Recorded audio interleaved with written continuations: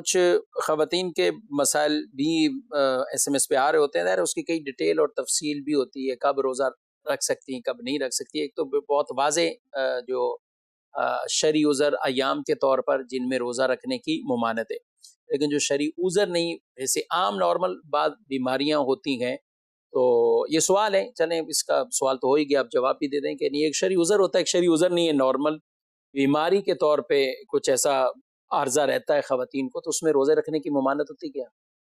استحاضہ وغیرہ، یہ استحاضہ ہو گیا، لیکوریا ہو گیا، بعض اوقات اس طرح ہی سمجھتی ہیں. تو جب تک شرعی عذر نہیں ہے، مخصوص جو حیض و نفاس کے ایام ہوتے ہیں وہ نہیں ہے، تو روزہ وہ بالکل رکھ سکتی ہے.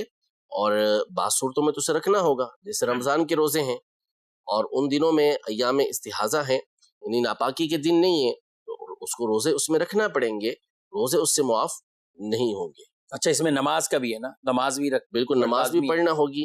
اور جیسے بعض صورتیں ہوتی ہیں اس میں تو ناپاکی بھی نہیں، جیسے لیکوریا مثال کے طور پر، لیکوریا میں اگر کسی طرح کی کوئی نجاست نہیں ہے، خالص سفید رطوبت ہے، تو وہ تو ویسے ہی ناپاک نہیں ہے، وہ تو پاک ہے، وہ تو کپڑوں پہ جسم پہ لگے گی. تو اگر نظافت کے لیے کوئی صاف کرتا ہے تو ٹھیک ہے، ورنہ اس کو پاک کرنا لازم نہیں ہے. ہاں اگر اس لیکوریا کے اندر کوئی نجاست ملی ہوئی ہے، کوئی اور گندگی ملی ہوئی ہے، تو اب وہ وضو آپ کا توڑ دے گی.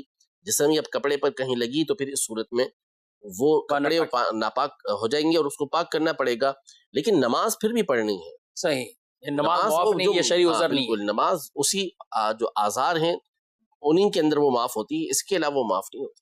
اور اس کے لیے دارالفتہ اہل سنت کی ویب سائٹ پر پورا یہ رسالہ موجود ہے لیکوریا کے حوالے سے جو شرعی احکامات ہیں، تو اس رسالے کو، اس فتوے کا مطالعہ کیا جائے. اور یہ چیزیں بھی ناظرین کرام بطور خاص ہیں تو خواتین سے متعلق تو یہ علم سیکھنا بھی ضروری ہے، جنہیں یہ چیزیں، یہ مسائل درپیش ہوں کہ کہیں ایسا نہ ہو کہ وہ خواتین بہنیں یہ سمجھ کر ان مسائل کو بھی نہ سیکھیں اور اپنی نمازیں قضا کرتی رہیں، یا رمضان کے روزے آئے تو وہ روزے قضا کرنا شروع کر دیں. تو ان چیزوں کا برحال انہیں خیال رکھنا ہوگا.